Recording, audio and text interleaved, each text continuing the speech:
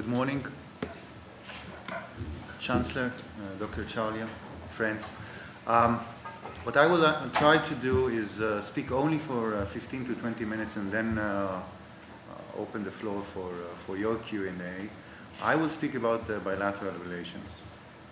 I'll try to give it since I'm in a university that deals also with international relations in a most professional way, I'll try to give it also some kind of a geostrategic angle.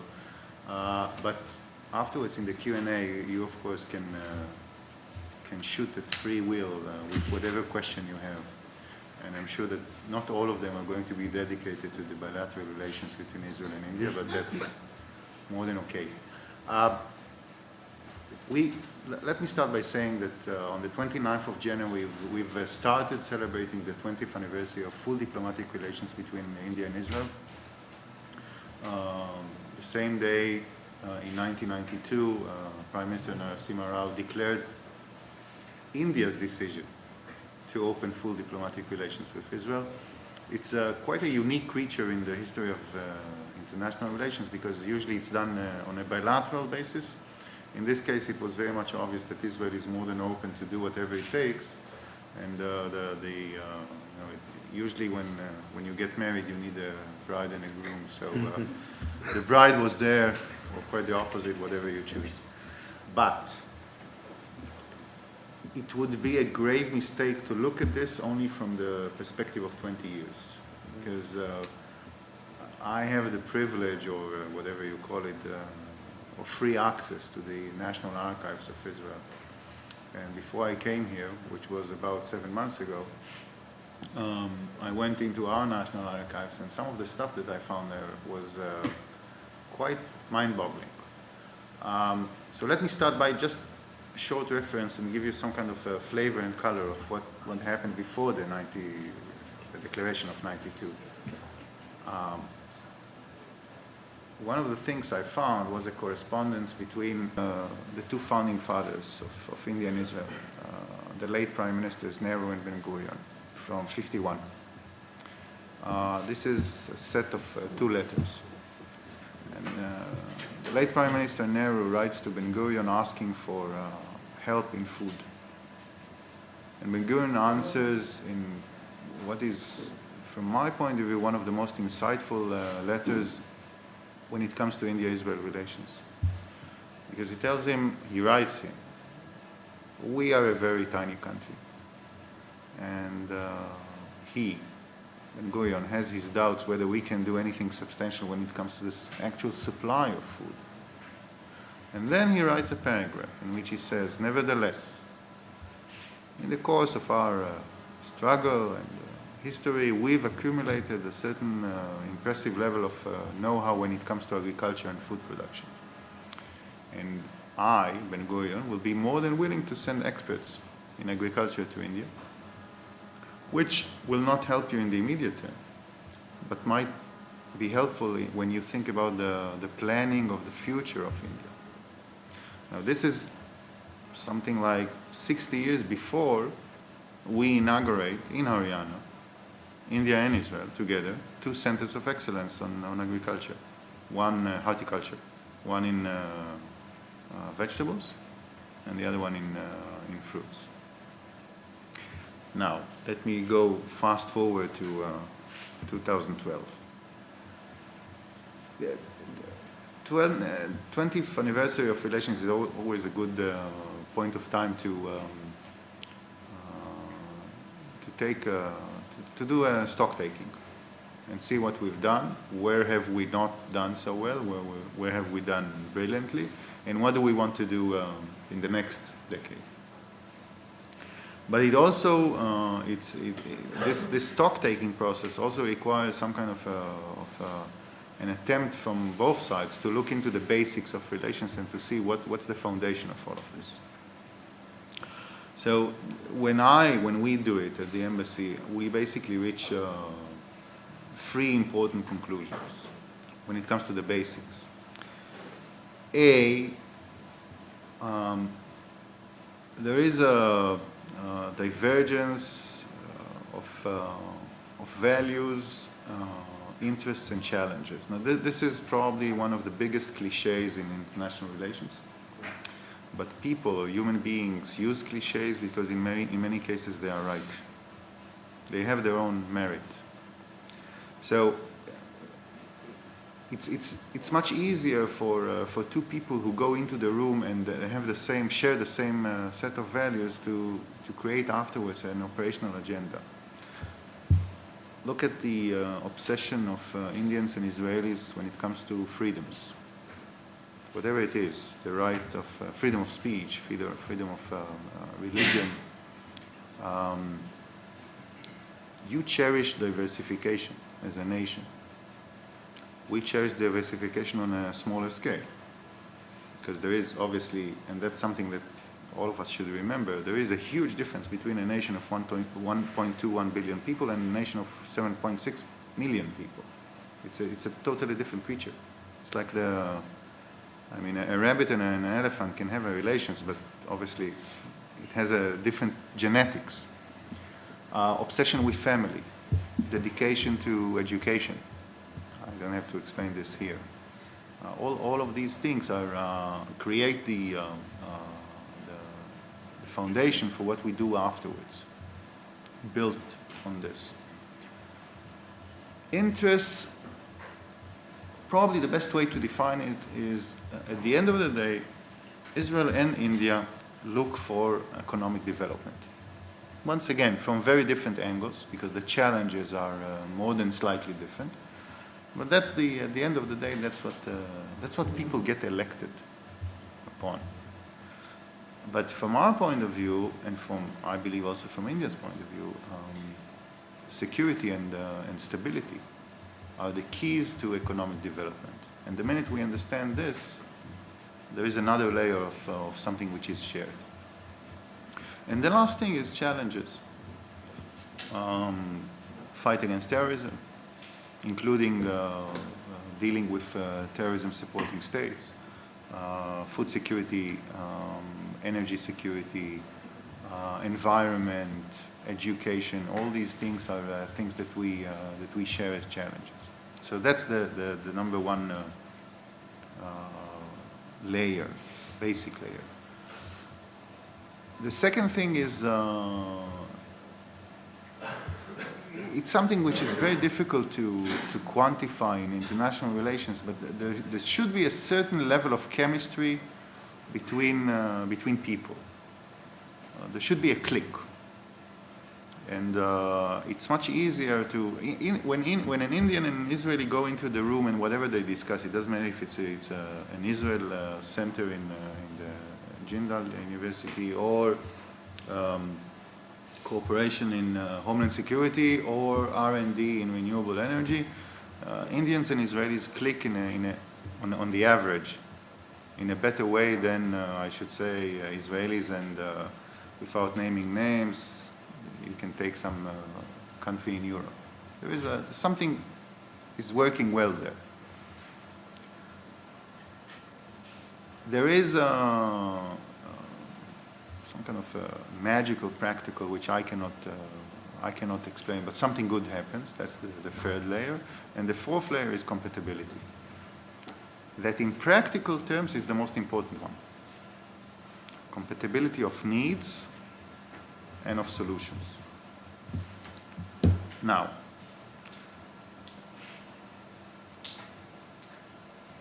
I personally define relations between Israel and India as existential. Why? Because there are three domains, three fields of interest that we do wonderfully now, and there are three domains that we should do much better in the next decade. And all of them, I believe, are existential for both of us, as nation states, but also as individuals. And when I say individuals, I mean that if we do good on these issues, the livelihood of each Indian and the livelihood of each Israeli is going to be better. So let's start with the three currently good ones. Security, defense. I'm sure that you'll ask about it afterwards. what we do together is very rare, at least in the Israeli case. I'm not sure that I can speak on behalf of the Indian side, but in our case, we are very cagey about what we do together with other countries when it comes to defense. I can elaborate on it afterwards. I'm sure that it will be right here. The second issue, which is tremendously important for me, is what is called food security. We basically call it agriculture, to put it simplistically. And here, we do things that together that are, from my point of view, not less than mind-boggling. Now, I have to say that Israelis are not the most humble people ever created, but I have never met an Israeli politician to whom I say, picture yourself every morning waking up and carrying the burden of supplying food to 1.21 billion people. And believe me, these people barely can fulfill their obligation to supply all of these things to 7.6 million people. So now it's true that most of them are Jews, so it becomes more complicated. But this is a very, very heavy task. You have very, very talented and skillful farmers. The challenge here is probably the high-tech or the technology challenge. And what we've designed together, and together is quite a unique experience, not only, I believe, for Israelis, but also for Indians, is that we've been able to create a triangle in which decisions and cooperation is decided between Agricultural Ministry in New Delhi, states, and the Israeli government, which I'm just a humble student of governing in India, but sounds to me like not a walk in the park thing to do. We've identified together 3 baskets of issues that should be emphasized. Fruits and vegetables, water, and dairy. And what we're trying to do is to, we do all kinds of joint projects, but these are the small things. What we're trying to do, which goes way beyond this, is to create a chain of centers of excellence, model farms, you can phrase it differently, that will become platforms for TOT, transfer of technology, Israeli transfer of technology when it comes to agriculture. So we are operating in 7 states that volunteered. All the expenses, or almost all the expenses, are carried by the central government. Each center of excellence, and I hope that in the next 3 years we'll be able to reach the number of between 15 to 20, it depends on all kinds of factors, but between 15 to 20 centers of excellence in very specific areas, from citrus to mango to flowers. The Chief Minister of Haryana is very much fond of honeybees, so we probably are going to try to do something also on bees here. I'll touch upon water in a minute because it's a huge issue. What happens there is that the states allocates infrastructure.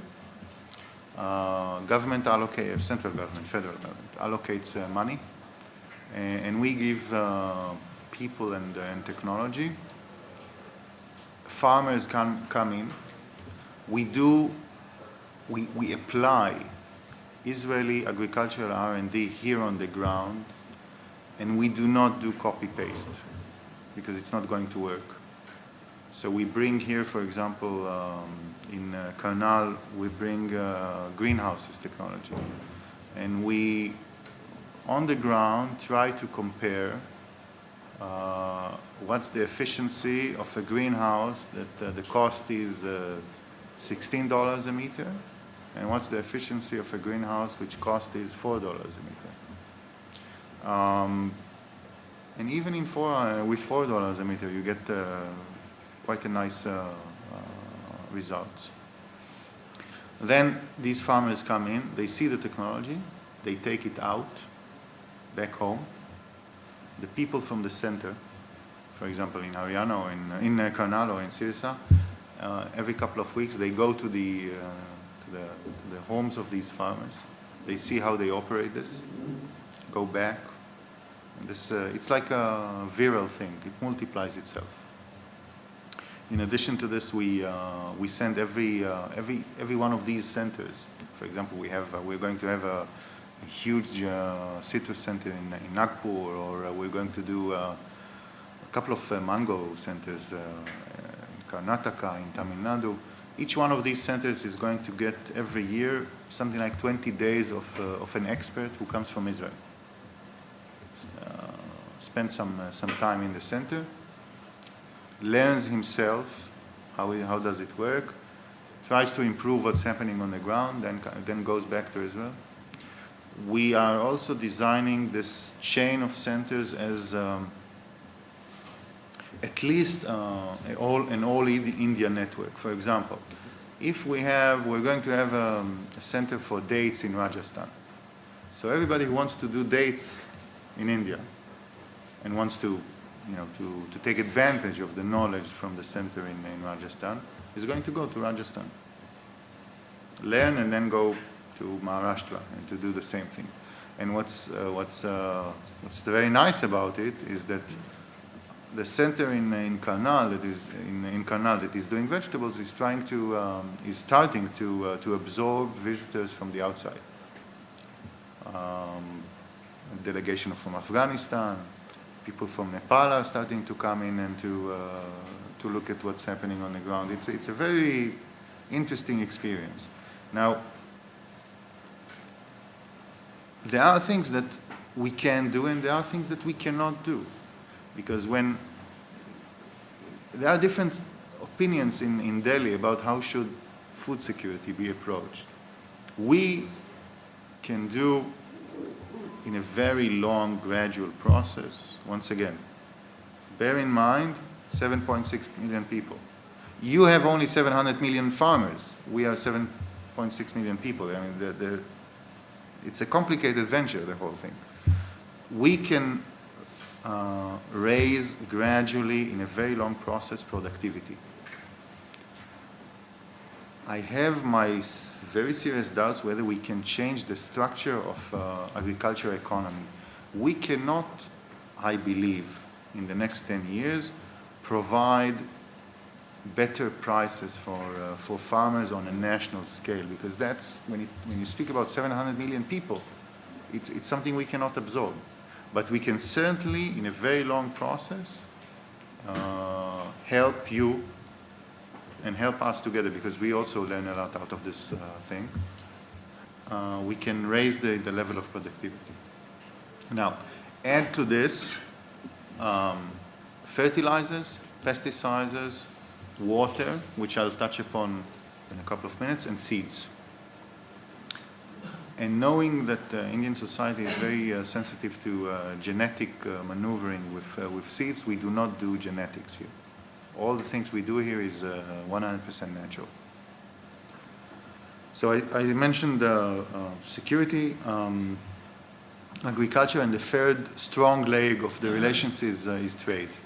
In 1992, we had a volume of trade of $180 million. And in 2011, for the first time ever, we've surpassed the line of $5 billion. Civilian. That's the only thing. Now, we have to go way beyond 5 billion. Although 5 billion is a nice sum of money for all of us.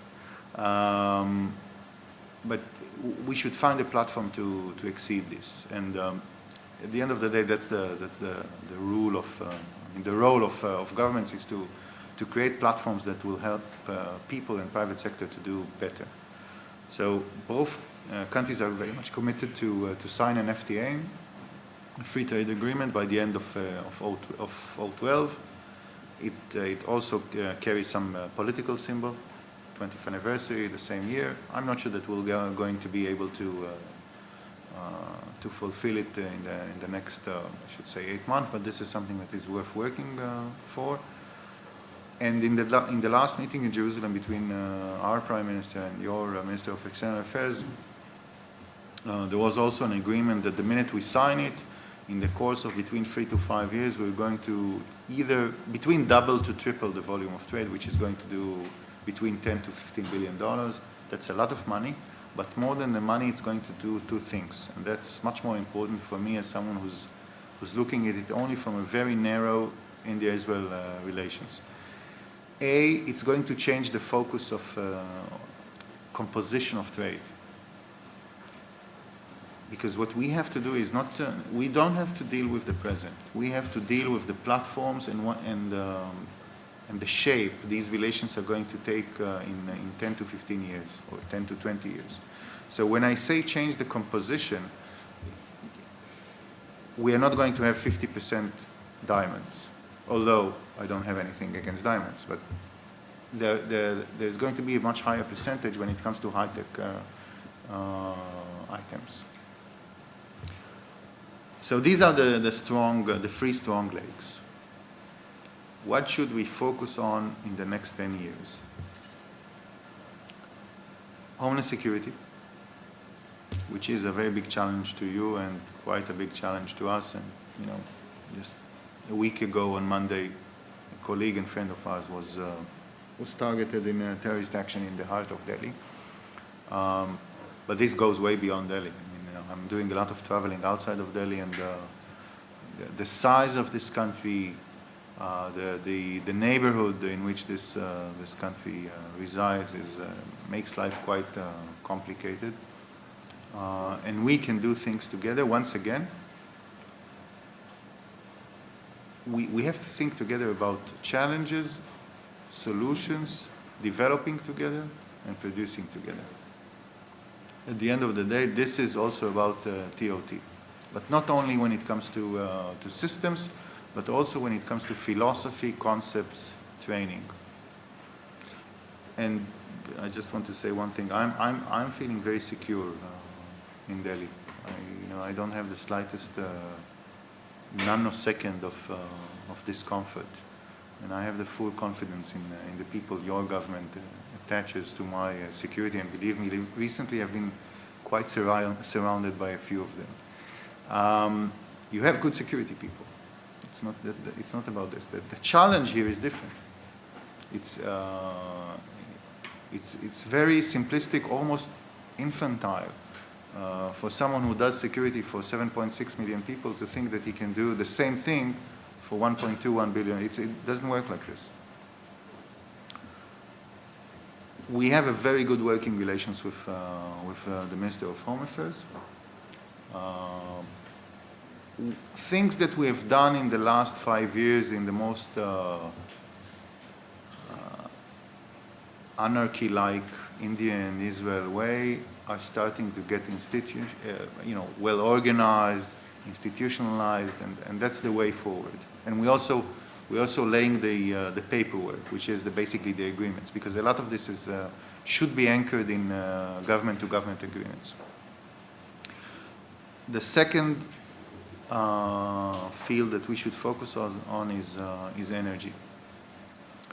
You have a huge hunger for energy because you are developing in a pace that even in a bad year, which is 7.4 or 7.5% a year, percentage a year, it's very quick.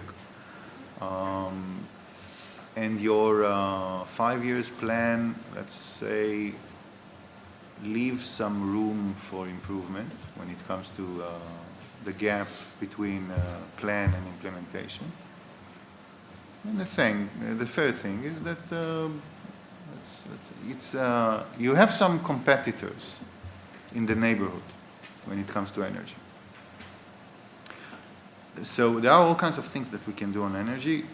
We are shockingly fortunate enough in the last year and a half to find some natural gas reservoirs on the shores of Israel. And this is something we're discussing with the central government. I mean, the possibility of exporting gas to India. It's a very complicated venture, and we are very new to this game. I mean, I'm not sure that all Israelis, and probably not all Israeli decision makers, understand that we're basically rich. We have never I mean, nature has not been kind to us, let's put it this way.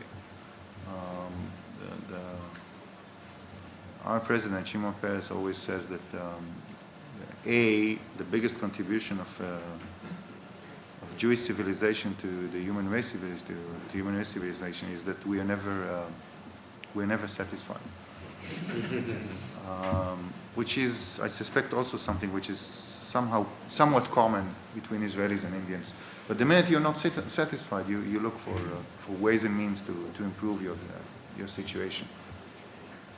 And the second thing he says that we've moved from when Israel was established in 48, we were less than 600,000 people. Now we are 7.6. By the way, in 48, a week after 1948, a week after Israel was established based on a United Nations resolution, the CIA wrote a report, a very confidential report to the American president saying these people are not going to survive more than 6 months. It's quite an amazing paper to read. New York Times did something on India that we will not survive for long. Right. As democracy. So, we have the highest admiration to American bureaucracy, but the Bible was not written in D.C. So the second thing that our president says is that we moved from clawing the ground to wrinkling our foreheads as a formula for economic development. And the third thing is water, which is, look at all these 6. All of them are existential. We can do a lot of other things. But from my point of view, because you have so many challenges and we have quite a tight schedule with all kinds of problems and challenges, we have to identify what we do well now, which is existential. We have to identify what we will do better, which is existential in the next 10 years. Water is a huge issue in Israel because we basically don't have water, and in India because you have a very wide spectrum of challenges when it comes to water, from the far the cutting edge of desalination to the most simple ways of water management. In New Delhi, you lose 40% of what goes in the pipe. People tell me that 18% of this is, by the way, theft. But it's human nature. You have to deal with it. And in between, you have purification and water treatment. And how do you do water quality? How do you do water security? How do you prevent a terrorist coming from somewhere and putting something into your water? Not to mention drip irrigation. Put on top of this the fact that together you have probably, how many? 300 million people in the cities. Maybe a little bit more, a little bit less, but in 15 years you're going to have, according to your government, you're going to have 600 million people in the cities. I'm not sure that you have to ask yourself this question. The current infrastructure in the cities, can it accommodate 600 million people?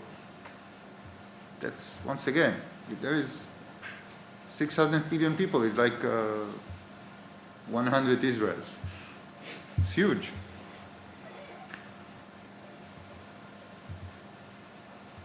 And we have to build on the things that I've spoken about and create platforms